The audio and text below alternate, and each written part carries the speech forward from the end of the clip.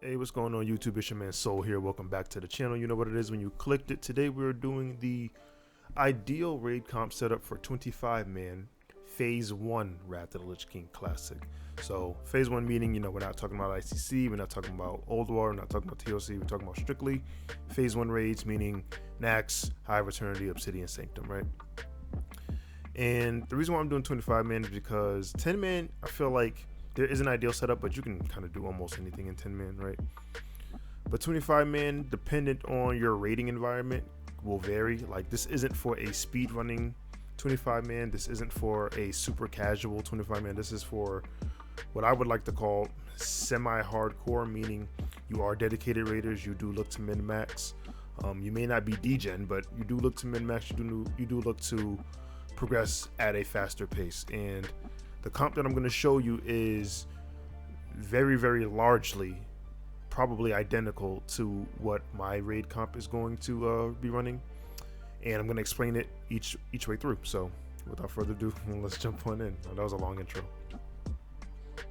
All right, so first things first, if you've never seen the screen that I have right now, this is the Wrath raid comp tool created by Dahlia on ATS and with contributions from Saleya. Now, I don't know those people personally, but they are pretty awesome because this tool is amazing. At first glance, it looks like the Wowhead raid composition tool, where you can just like drag and drop and like name your raiders, and you can see what roster you have, what you need, what you don't have, so on and so forth.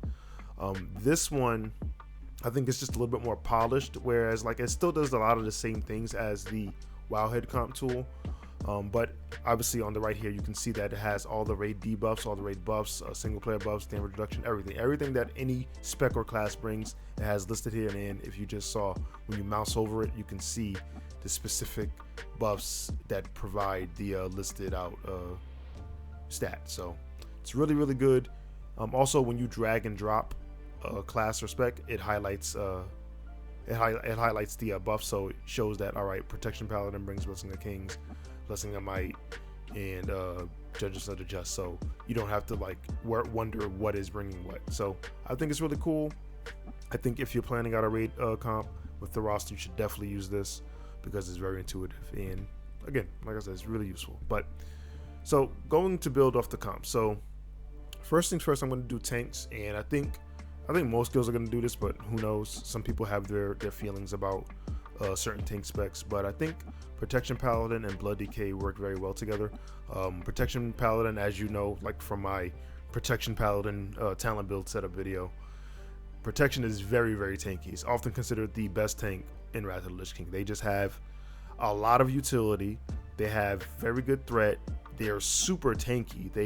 I think throughout that talent build video, depending on your talent spread, you take like passively, you take like 12 to 15% reduced damage passively, just based on abilities and talents. That's before you get to them being plate wearers and using shields, which just adds on a whole nother layer of damage reduction. And they can block, obviously, because they're using shields. So it's just a lot. Protection Paladin is super, super strong. And I would say that every single raid group, or almost every single raid group, is going to have a Protection Paladin, like hands down.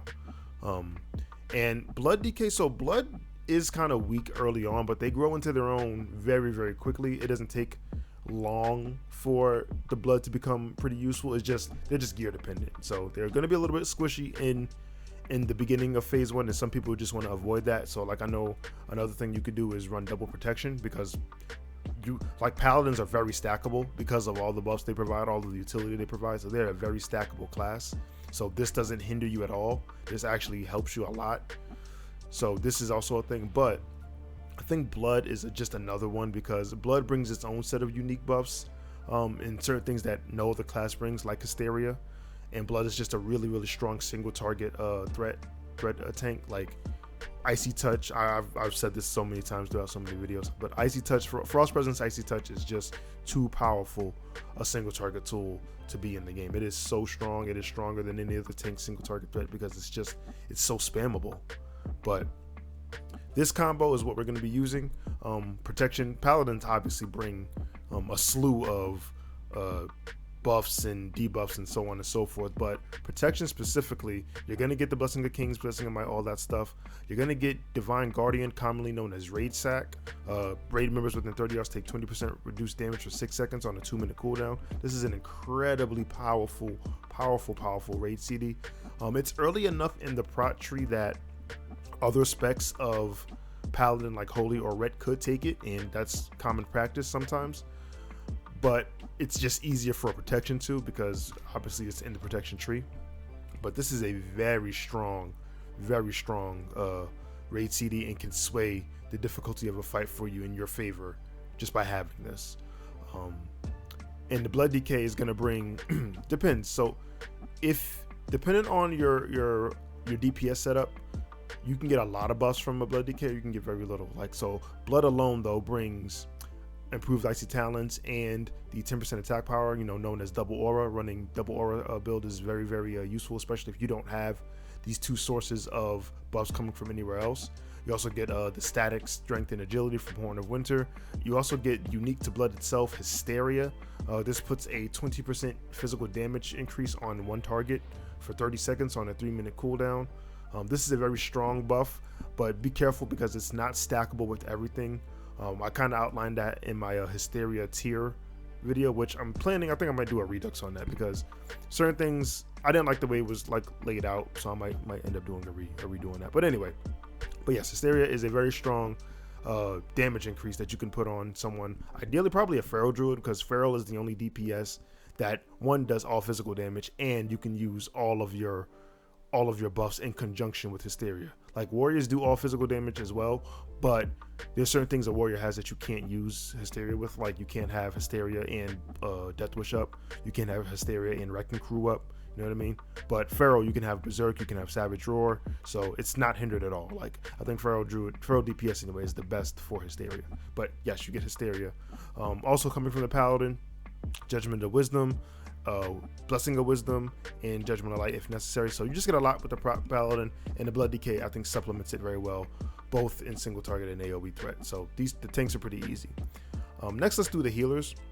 I think a mainstay, well, two mainstays I'll say, is Resto Shaman, which we're actually going to put down here, and Resto Druid, which we're also going to put down here. Having a shaman, like, ideally people like to say, oh, you only need one shaman and it should be Resto. It's true and it's not true. So it's true in the sense that Resto has all of the same baseline buffs that the other two specs have. Like, you're not missing out on anything by bringing a Resto Druid and not bring on a Resto Shaman and not bringing anything else. But the other specs of Shaman do bring things that the Resto can't do. So just keep that in mind, and we're actually going to talk about that a little bit later. But Resto Shaman is the most easily slotted Shaman spec in a 25-man group, so you're definitely going to have it. If not for the totems, then definitely for Heroism. Heroism is casted easily on the Shaman more than it is on the other ones, so I think Resto Shaman definitely is slot number 1. Slot number 2 I think definitely goes to the Resto Druid. Resto Druids are very strong, very mana efficient healers, and that mana efficiency is going to help you out early on. Also, they bring something that only they can do, which is Revitalize, which is your rejuvenation and your wild growth have a 15% chance to restore whatever resource those spells happen to be on. So whether it be energy, rage, mana, or runic power per tick. So this is a very strong buff, and it can fuel your DPS even more. So this is very strong. So having a Resto Druid is incredible for Revitalize. And of course you get Innervate. Of course you get Gift of the Wild. So you're still getting other Druid things, but that Revitalize is very powerful. So Resto Druid I think definitely gets slotted, not only just for its strength as a healer, but because of Revitalize. And then the next healer I think that's easily slotted is the Discipline Priest. Discipline Priest is the only healer that has a fair amount of absorbs that you can put on the raid, I guess, and that means you're just stopping damage rather than healing it up. Also with the Discipline Priest, you're obviously getting priest buff, so you're covered on Powered Fortitude, which is stamina. You're covered on Divine Spirit. You're covered in the Shadow resistance, so you're covered on a lot of stuff there. And by having a Disc Priest, you also get Power Infusion, which is kind of like the caster version of Hysteria, where It increases your spellcasting speed by 20% and reduces the cost of spells by 20%. 15 seconds on a 2-minute cooldown, a very powerful buff to give a player. I don't think this ever should be used on a healer unless it's on the Disc Priest and they're just trying to get out as many divine agencies as they can via Prayer of Healing. But other than that specific scenario, I think Power Infusion is much more useful on a DPS, and you can really, really ramp up someone's damage and help phase a fight or even help kill a boss just by having Power Infusion and Hysteria on the right person or people. So definitely want that. And we also get Hymn of Hope because, you got a priest with you, so restoring 3% mana to 3 low targets, so that's really good. A nice little mana return there. So having a Disc Priest specifically, one gives you absorbs, allows you to have Power Infusion, and gives you Hymn of Hope. So you got those covered. And then the last 2 slots for the ideal healer setup for phase 1, I think goes double Holy Paladin. Holy Paladin is incredibly strong, and kind of like what I said before about protection. Paladins are just such a stackable class just because of how much utility and how much buffs they carry that it's so crazy. So Holy Paladin is one, you would have 2 beacons. That's number 1. So you have a beacon for each tank, which is phenomenal. So tanks would have a lot of free healing going on to them, relieving the stress of tank healing. So that's number 1. Number 2, you could have one of these guys spec into Divine Guardian. It's not really common for a Holy Paladin to do it, but it can be done, and that would mean you would have 2 raid sacks instead of just 1. So keep that in mind. Like, Holy Paladin is so strong, and just by the fact that Paladins in general are just really, really, really strong. Like, they're really strong. And now that you have 3, you basically have all of the mainstay buffs covered. You have Kings, Might, and Wisdom covered. So definitely, I think double Holy Paladin rounds out the healer core. Now let's go to melee. So I think an easy one or easy 2 to slot is definitely the Frost DK and the Unholy DK. So Frost DK, it does bring 20% melee haste via improved Icy Talons, but this isn't the best version of that buff. You actually get the best version that comes from the Enhanced Shaman. We'll talk about the Enhanced Shaman in a little bit, but Frost DK definitely is a high octane melee. It doesn't require too much gear. Its major cooldown, being unbreakable armor, is 1 minute, so it's always going to have its cooldown up. There's not a point where you have to like hold it or save it. You just use it. A 1 minute cooldown that increases your strength and your armor by 25% is pretty, on a 20-second duration, is crazy. So Frost is just really, really good, solid, consistent damage. Whether it be single target or AoE, they're pretty decent at both. So Frost is really good there. Unholy is kind of the same thing as Frost.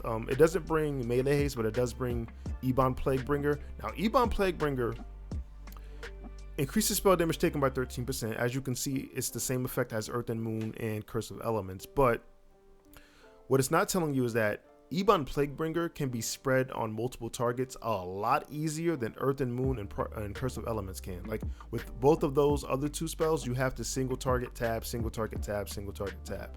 With Ebon Plaguebringer, you put the diseases up, it gets the debuff, the Plaguebringer debuff, and then you hit Pestilence, and now everything within Pestilence range has it. Now all of your casters instantly can do increased damage to all of the mobs, so it's really strong for effective magic spell damage taken spreading. It's really good at that.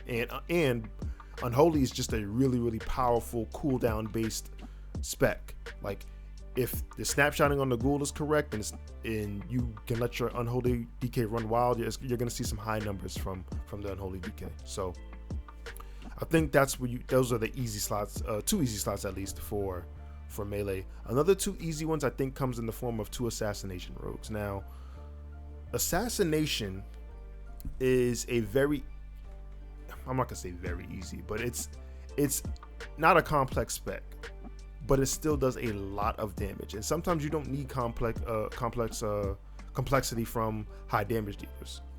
So Assassination definitely does more damage than combat in phase 1 because there's just not a lot of armor pen for combat to benefit from. Combat does come into its own later on in Wrath, but for phase 1, Assassination is the way to go. Assassination doesn't really bring anything that that other spec, like it doesn't bring anything better that other specs or classes can't bring. With Assassination, you do get the Master Poisoner debuff, which is the 3% critical strike chance increased on that target, but you also get that from having a Rep Paladin or having an Elemental Shaman. So and it's not stronger than the other ones, right? It's not stronger than the other ones. It's not like easily spread. Like it's the same thing. It's those three are pretty much the same. But you just get the benefit of having 2 Assassination roads super pumping, and you get the benefit of having 2 Tricks of the Trades. So Tricks of the Trade, if you don't know, is a new rogue ability that what it really does is it's like a rogue version of Misdirect. When you put it on a target, it redirects all threat that the rogue generates to that person, but it also increases their damage caused by 15%. And because of that damage increase, you really want this on a DPS and not a tank. It makes sense because it's transferring all your threat, but we got misdirected for that, and threat has been so overhauled in Wrath that threat doesn't really become an issue, especially on like one target, unless like a DPS just gets the drop on you right before you pull, maybe, but threat isn't really that big a deal. And honestly, even with tricks, because you have that blood decay and he's going to be lobbing icy touches into that boss, you're not going to have any issues with single target threat. But what this means is you can put 2 Tricks of the Trades on other people and increase their damage by 15%, and it's on a relatively short cooldown. I know the duration says it's 6 seconds, so that may seem short, but Tricks of the Trade itself is on a relatively short cooldown. I believe it's like a 30-second cooldown, so realistically it's like a 24-second real-time cooldown because the 6 seconds of uptime. So like a 24-second cooldown for increased damage every 24 seconds is not bad. So you could have them Tricks Trade. That's weird. You can have them Tricks Trade, Tricks of the Trade. Think about it. Say that 3 times fast. But anyway, yeah, you can have these rogues put Tricks of the Trade on each other. You can have them put them on the DKs or some of your casters. Like it's really good bringing 2 high pumpers that can also make other people's damage better. So even though they might not give crazy buffs, but just them being there is a buff in and of itself, so to speak, kind of. But yeah, I think double assassination definitely the way to go. And let's start rounding out, finishing up this melee. So I think the next spot definitely goes to an arms warrior. Having a warrior is gonna obviously provide the warrior buffs, battle shout, commanding shout if necessary, but having arms specifically is gonna grant you the 4% physical damage increase. Now you can see that this also comes from Savage Combat, which is combat rogue, but because we're not bringing a combat rogue because they're weaker than the assassination, but we still want the increased physical damage buff, so I think arms is the better version for phase 1 anyway. And arms is doing more damage than Fury, so that's why it's going to be arms. Fury kind of gets the short end of the stick because it's heavily reliant on armor pen, and it's just not in abundance in phase 1. Arms is going to outperform Fury in phase 1, so arms is also going to bring, like I said, the physical damage debuff, and along with the other warrior tricks. But definitely want an arms warrior there. The next melee spot, I think I said it before, goes to Enhanced Shaman. So I see Enhance get a lot of flack, and I'm not really sure why. Enhance is a really, really strong phase 1 spec. Probably better than a lot of the other melee. Like, dependent on the person and dependent on the fight, Enhance can beat all of these other melee. In single target, at least. Like, AoE might be different. Like, Unholy is really, really good at AoE. Catch your arms warrior and blade storm at the right time, you might not beat it. But Enhance does really good damage, really solid damage in the first tier. And kind of like what I said before, you get the same buffs as a Death Knight, but if you take the talent Enhancing Totems, your Strength of Earth totem is going to provide more strength and agility than the Death Knight's Horn of Winter. And the same can be said for the improved Wind Fury totem. If you take improved Wind Fury totem as the talent, you're going to provide more melee haste than the improved Icy Talons talent. So Enhance is going to provide stronger buffs than what you would get from the Death Knight. So keep that in mind. But Enhance also, comes with the benefit of being a shaman. Shamans bring a lot of totems. Now you have 2 shamans to help cover totems. So now you're going to be able to get the 5% spell haste, which only comes from shamans. Only Wrath of Air totem gives 5% spell haste. So you're going to be able to get that. You're going to be able to definitely have a Flame Tongue totem. You're going to have another Heroism just in case someone might die. You're going to have another Mana Spring totems. My apologies, Mana Spring totem, which now allows maybe the Resto Shaman to run Healing Stream totem instead of Mana Spring totem. So you have some flexibility there with bringing the Enhanced Shaman.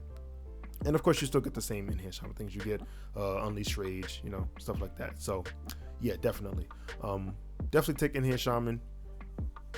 It's stronger than you think, a lot stronger than you think in phase 1. Next is going to be definitely the feral druid. Feral cat is probably, how to word this, it's just a really good damaging spec, and if the player's skill is high, it's probably going to be your top damaging spec. Feral druids just don't have a weak point. Like, they do all physical damage. Yes, they need armor pen, but then again, they don't need armor pen because they're really snapshotting their bleeds. Their bleeds kind of help shore up the lack of stats in phase 1, and then once they start getting armor pen, things just go up from there. Like, it's not like Fury where it's like they're kind of dead in the water in phase 1, but they just have this incredible incline the rest of the phases. Feral druid kind of starts already high and then just keeps going up from there. So feral is really strong. Obviously, you get the regular druid stuff. You get access to another rebirth, which is a battle res, but also bringing feral specifically gives you the 5% increase critical strike chance for melee and ranged. And as you can see here, this buff only comes from having a feral druid with leader of the pack or a fury warrior with rampage, and because we don't have a fury warrior, feral is just the best way to get this buff. So feral definitely comes at very high demand. And then last but not least, for the melee slot, we have slotted in a retribution paladin. So retribution, it's not a bad damaging spec. It's not the highest. I don't think it's going to outperform any of these guys on single target. It might get the better of some of them on cleave because Ret Paladin cleave is still pretty strong. And Ret is still it's like a B tier, in my opinion, like a B tier melee spec. It's not bad, but it ain't like super crazy. But of course, bringing a Paladin, again, allows you to bring very stackable buffs. Ret in it of itself brings the Sanctified Retribution Aura, which is 3% increased damage to everyone within your raid group, which is going to be over here. As you can see, it also comes from Beastmaster and the Arcane Empowerment talent in the Arcane Mage tree. I'm not going to say Ret is the best way to get this, but it's better, in my opinion, than getting it from a BM. It may be slightly worse than getting it from an Arcane Mage. Like, you should probably have an Arcane Mage. You're going to have an Arcane Mage, actually. Like, that's a little foreshadowing there for you guys with the rating section coming up. But Ret also does bring its own unique buff in that, and it also brings the 3% casting and ranged and melee attack speed via Swift Retribution, which is a deep Ret talent. So Ret does bring some uniqueness, but it also brings the things that you love about Paladins, which is the stackable buffs. So Ret is definitely slotted for the last melee slot. And that's really it for the melee. I think some of these things can be interchangeable. I think what's definitely not going anywhere, in my opinion, is the Death Knights and the arms and the enhanced shaman. Just because Death Knights just are super high performers. The arms is going to bring your physical damage buff, and shamans are going to bring stronger buffs than what the Death Knights would bring. So I think these are kind of like not definites, but near definites. The rogues could be near definites too, because they just do so much damage and they're going to be tricksing some people. So I don't know. I think honestly melee is pretty much solid here. Like, melee is this is what a good melee comp consists of. Now let's do the range. So for range, you kind of go flexible, but let's start the obvious ones out first. So the obvious one, to me, one of the obvious ones, is Demonology Warlock. Demonology, if you don't know, brings its own variation of a spell power buff called Demonic Pact. What this does is it takes 10% of the Warlock's spell damage and gives it to the rest of the raid group. So, for example, if a Warlock has 4,000 spell damage, that means the raid group, when Demonic Pact procs, will get 400 spell power across for everybody. So, and that scales up. So the more spell power a Demo Lock has, the more spell power people will get via the buff. So Demonology definitely gets a slot in the range, just because as you continue to gear and we continue to go through the phases in Wrath of the Lich King, the Demo Lock is just going to get more gear, which is just going to make your raid stronger. So definitely slot in a Demo Warlock. I think the next two spots definitely go to Affliction. Oh, that's not Affliction. We'll talk about balance in a little bit, but that's not where I was going. Affliction, and I just put 2 because Affliction is just a super strong caster. It has, in my opinion, what's the best execute in the game via Drain Soul. If you don't know what that is, it's a channeled spell that deals 4 times normal damage on a mob that's at 25% or less.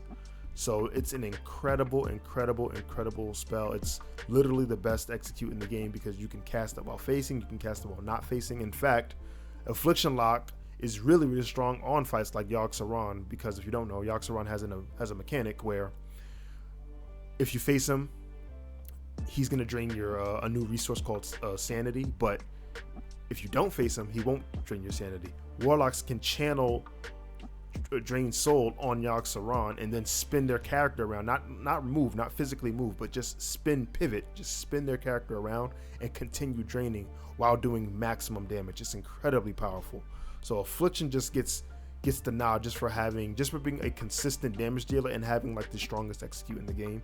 And it's only, I think that this is only boasted by the fact that Blizzard had announced that they're buffing next. We don't know how much they're buffing it, but they're buffing health and damage. So a longer execute phase just works in favor of the Affliction Lock, right? Like it could be every mob gets a 5% damage and health increase. It could be every mob gets a 35% damage and health increase. We don't know yet, but buffs to health just makes the Warlocks shine even more. Even Demonology has a strong execute phase, and their execute phase starts at 35%. Affliction kind of has like a pseudo execute at 35%, but the true one, the Drain Soul one, starts at 25%. But definitely these 3 slots of Warlock definitely I don't think are negotiable. I think you definitely take a Demonology into Affliction. Next, I'm going to say we take the Balanced Druid. The Balanced Druid is going to bring their Moonkin Orb, which is 5% spell crit. You see, we can get this from an Elemental Shaman, but we're going to talk about that a little bit later. But I think Druid, for right now, Druid is the best source to get the 5% crit from. Druid is also going to bring the Earth and Moon, the 13% spell damage. Even though you got that from an Unholy Decay, you still have it. You have it still. They're also going to bring Fairy Fire, which is an armor debuff. They're also going to bring another Battle Res via Rebirth. And Boomkin just happens to be another solid caster. Like, Boomkins are really good. Their new Eclipse states just make them shine incredibly, and Starfall is such a powerful AoE ability that it helps the Druid shine in all areas. Eclipse helps them shine in single target, Starfall helps them shine in AoE. Their dots help them shine in sustained damage. They bring a powerful buff. So Druids really are super powerful, and you get another innovate out of a Balanced Druid.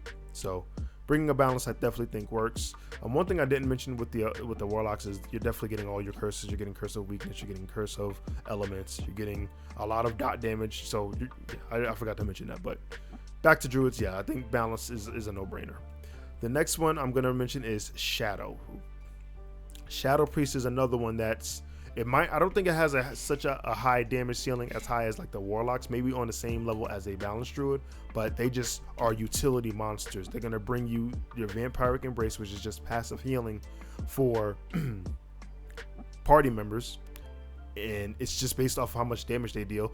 I think passive healing kind of gets overlooked. Like, Vamp Embrace, to me, I think gets overlooked because it's 3%, but it adds up very quickly, especially because it's free. It's free healing. It's not going to save anyone's life. Like, if someone is going to die, the chance of them being saved by Vampiric Embrace in and of itself is very low. But over the course of a fight, Vamp Embrace will make up for a lot of healing. So don't sleep on the Shadow Priest. Plus, they're giving you mana return too, through Vampiric Touch. So they have their own version of replenishment, which is really good for a raid group. So definitely don't sleep on Shadow Priest. I think it definitely works there. To finish off some of the range, let's start finishing up. I think you go double Arcane here. Now, Arcane, like, people talk about Fire all the time when it comes to Wrath, but Fire doesn't come into its own until a little bit later. Arcane is the one that carries the wave early in Wrath in phase 1. And through Arcane, you get the 3% arcane empowerment damage bonus for your party and raid members, so you definitely get that. You also get focus magic. So now I will say this, you don't have to be arcane to get focus magic, but arcane, obviously, because focus magic is in the arcane tree, is the easiest route to get it. Like, you can get it as fire, you can get it as frost, but arcane is just the easier route, and arcane is going to do more damage than the fire or frost mage in phase 1. But what is focus magic? So as you can see here, focus magic is a single player buff where you increase one target's crit strike with spells by 3%, and when they get a crit, your critical strike chance will be increased by 3% for 10 seconds. So this kind of works in the same vein as like Tricks of the Trade, where instead of having a cooldown, because focus magic doesn't have a cooldown, it just instead has a 30-minute duration, you can put 3% crit on any one of your casters or healers and increase their throughput. Generally speaking, you would want, if the mages aren't focus magic trading, I think one of the best targets is definitely the Balance Druid. It's gonna, especially when they're in their eclipse state, you're gonna really see a high uptime on focus magic. And I think another good target is the Resto Shaman. Resto Shamans have a lot of crit modifiers in their talents, plus they have Riptide, which now, I'm sorry, not Riptide, Tidal Waves, which I guess is proc from Riptide, which increases the critical strike chance, I believe, of Lesser Healing Wave. So Resto Shaman and Balance Druid, I think, are the two. Again, if you're not focus magic trading, but those are two good candidates for focus magic. If you just want to go straight to DPS, Balance Druid and Demonology Warlock are pretty solid options too. Or like I said, the mages can just trade them, because Arcane has a lot of crit modifiers in their talents too. So that's a pretty safe bet. The next two slots I think goes to Survival Hunter. So kind of like Combat, kind of like Fury, Marksman just doesn't come into its own until you have a lot of armor pen. But Survival, because a lot of its damage is magic based, doesn't really rely on armor pen. It relies more on crit and agility, which you can definitely get in phase 1. And that just means Survival is just going to be the top damage dealer. In terms of buffs and debuffs, so Survival does have replenishment via Hunting Party, which is just the same replenishment as everything else you see listed here.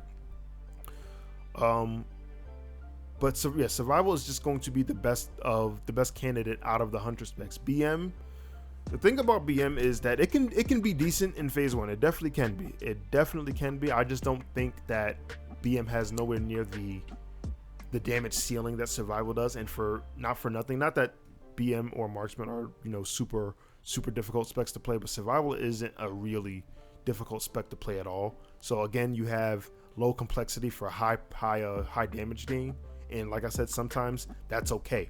That's okay when your damage ceiling isn't hindered by a complex rotation, because that means you can just get more damage out faster, right? So I think that nod definitely goes to Survival. Now, some of these things will be changing in phase 2, so this isn't permanent, but I think to give yourself the best shot in phase 1, your raid comp might look a little something like this. The last slot. Let's do the last slot real quick. So the last slot is kind of a toss-up. I think most commonly it goes to an Infliction Lock, just to give another strong execute / just strong caster in general. But that last slot can be filled by a lot of different things. I believe on our raid roster, I believe it's going to be an Affliction Lock. I'm not super certain, because we're still trying to iron out some things, but I'm pretty sure it's going to go to Warlock, some spec of Warlock, whether it be Affliction or Demonology. But generally speaking, that last slot goes to a Warlock, but you can fit anything. You can do another Shadow Priest for even more passive mana gain and passive healing to the raid. Shadow's also really durable because of Dispersion. Like, Dispersion makes them really strong, and they're not squishy, like, right? You can do another Hunter. Hunters, again, they're not as stackable as some classes, but having a third Misdirect, having another solid damage dealer, not bad. I think the sleeper pick, if you want to go against the grain, I think the sleeper pick is the Elemental Shaman. So Elemental is another one that people kind of sleep on in terms of the damage dealing, and I think that's just because the damage ceiling for Elemental may not be as high as like an Affliction or a Demonology. And they don't have like execute, so they kind of get overlooked. But I think elemental can definitely be very useful in phase 1 if you have the right gear setup, because elemental still brings some pretty unique things. Like elemental's totem of wrath can bring the 3% crit with all attacks. So let's say maybe one of your rogues doesn't want to be assassination, maybe they want to be combat, or maybe both of them want to be combat, but you still want to have that 3% crit. It just provides that more flexibility. Totem of Wrath is also going to provide more spell power than the Flame Tongue Totem, which is baseline for all shamans, so you can get more spell power there just by having Totem of Wrath, which is coupled by also having a demo lock, because you'll get more spell power through Demonic Pact, right? So Ellie, I think, is the sleeper pick. Ellie's the sleeper pick because I think its damage, I think people overlook its damage potential, and they sleep on the totems that it brings. But for our guild, I think we're definitely just going to run either Affliction or Demonology here, but I'm going to say it's Affliction here. And that's really it for the, what I would say is an ideal raid comp setup for 25-man phase 1. Now, again, there are many variations. You don't have to run this. This is just something that we're going to do to provide ourselves with the strongest versions of the buffs and the strongest classes as we possibly can get in phase 1. I would say probably the only thing we could probably do is take off one healer and maybe add another damage dealer, but until we have more information on how much they're buffing these raids and what they're changing, the safe bet and the usual bet for even an original Wrath was just to have 5 healers. So yeah, until we know more information, I think this is a good estimation on what an ideal raid comp would look like for semi-hardcore progression. Again, this is not speed running. This isn't server first or a top 100 raid clear type of comp, but this is just something that you want to min-max, you want to take your progression seriously, you want to use your time wisely. I think this comp will get it done for you. This is what we're going to use, and I think this can get it done for you. You have all of the buffs covered, you have the strongest versions of each buff covered, you have unique buffs covered, so I think this is definitely something that can help you out if you're looking for a raid comp, or if you're having, like, if you have holes in your roster that you're trying to fill and you don't know what classes to put in. I think this can help you. But that's really it. I didn't mean for this video to be this long, but it was just a lot to go over. But that's really it for the video. If you made it this far and you liked what you saw and you want to see more, please consider liking and subscribing. I put content out on a fairly regular basis, and we're going to make it down this long road to 1K with your help if you consider subscribing. But other than that, you guys know the deal. You've been great. I've been Soul, and I'm out. Peace.